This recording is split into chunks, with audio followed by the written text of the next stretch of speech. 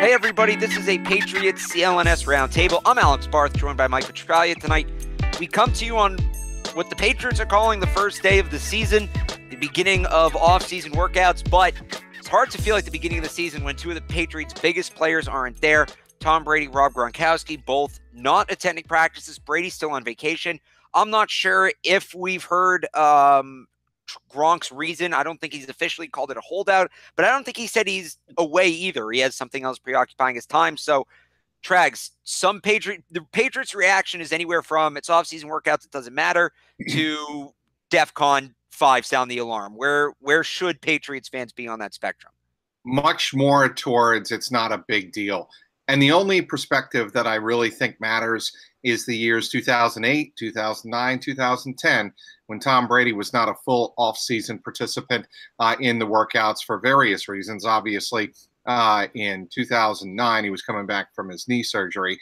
But when you consider the past and the perspective that there have been exceptions before, this is just another exception. The problem here is what goes along with it. And the sense, the vibe around the team is not good, as opposed to, the last 6 or 7 years when Gronk and Brady have been very proud of their fact that they were showing up there, 6 or 7 a.m. On the first day of voluntary workouts. The vibe is much different this time around. Both have gone on the record saying, we want to have fun. The inference, obviously, is they're not having as much fun as they feel they should be having. And I would say with Brady, it's not as big of a deal. But with Gronk, there's definitely something there, and he wants to be appreciated more. He doesn't know how much longer he's going to play. And I think I get the sense from the team or from, Gronk's side through the reports out there that he would like a little bit more reinforcement that he is indeed valued in the franchise.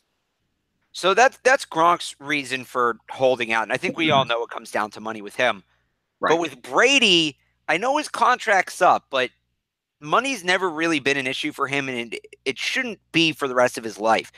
Is there something else besides money that maybe we're missing with Brady's holdout and this supposed disconnection with the team?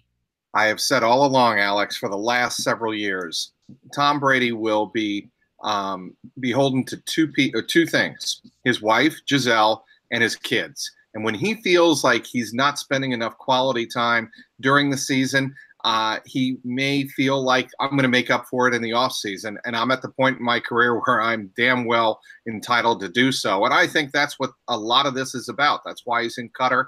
Obviously, he's there for his Brady Foundation, and people are going to make of that what they will. He could have scheduled that some other time. He's trying to do this to make a statement.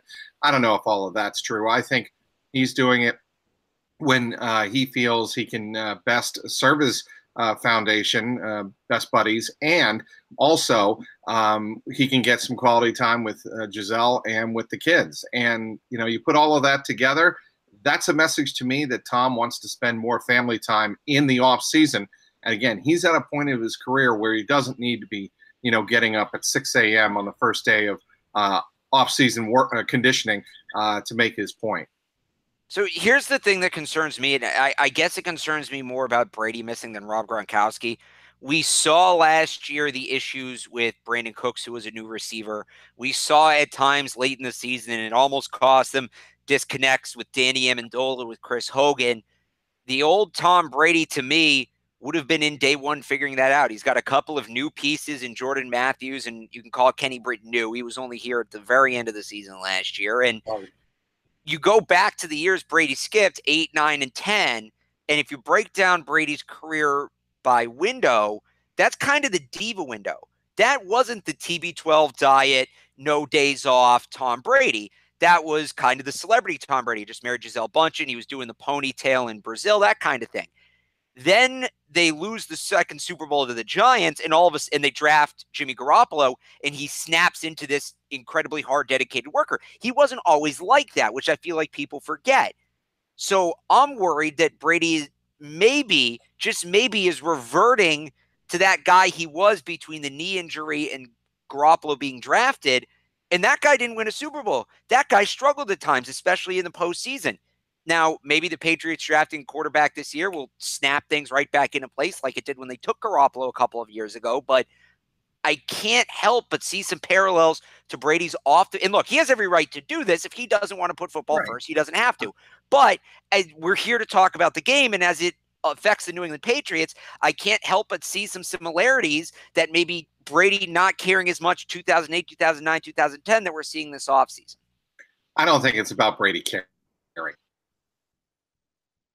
His job, and just because he missed a few workouts in 2008, 2009, 2010, voluntary workout sessions, I wouldn't jump to the conclusion that he wasn't working out at all in the offseason. Right. Just like with Gronk, this offseason, he's been working out. He just hasn't been in the team facility.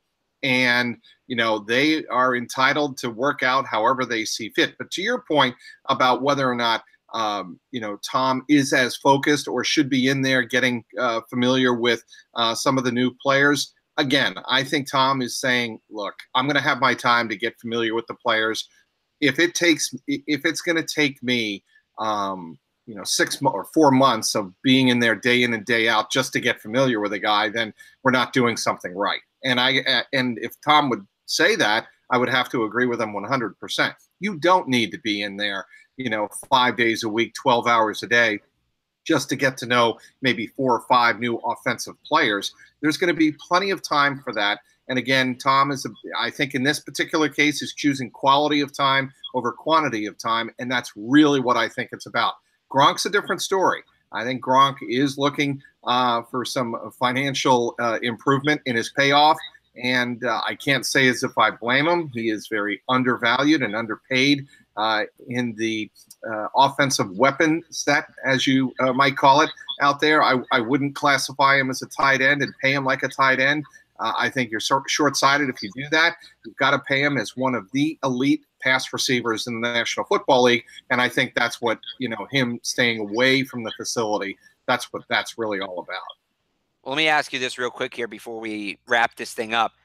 Do you think there's any chance with either of these guys that once that voluntary becomes mandatory, they're still absent? I'd say with Brady, no. I'd say with Gronk, maybe. That's the way I'm going to answer that, because I think with Gronk, you just don't even know how legitimately serious he is thinking about retirement. I think with Tom, I think he would have told or hinted to Robert Kraft by now, because, we forget this isn't about Bill Belichick and Tom Brady alone. Robert Kraft, when it comes to Tom Brady, plays a huge role. How many times have we heard the inference and the reference that they have a father-son relationship from both sides? And I think if Tom was thinking seriously about not coming back or skipping mandatory sessions, we'd hear about it probably a leak through the owner. And I mean, just time will tell at this point. I do think the draft could end up changing this. Patriots take a quarterback or a tight end. It may send the signal. You talk about these guys trying to send signals to the team. It could be the way the Patriots send the signal back. And of course, we'll have full draft coverage for you at Patriots CLNS on Twitter, clnsmedia.com. Make sure you check those out. And I want to remind everybody that this roundtable is brought to you by Hims. Gentlemen, did you know that it is easier to keep the hair you have than replace the hair you've lost? But you've got to act fast. Go to forhims.com/report for a $5 trial on their hair restoration system while supplies last. Again, at Patriots CLNS on Twitter, clnsmedia.com. All of your New England Patriots coverage leading up to the draft, and, of course, Bruins, Celtics, and Red Sox as well. So for Mike Petraglia, my name's Alex Barth. Thanks for watching. See you on the next one.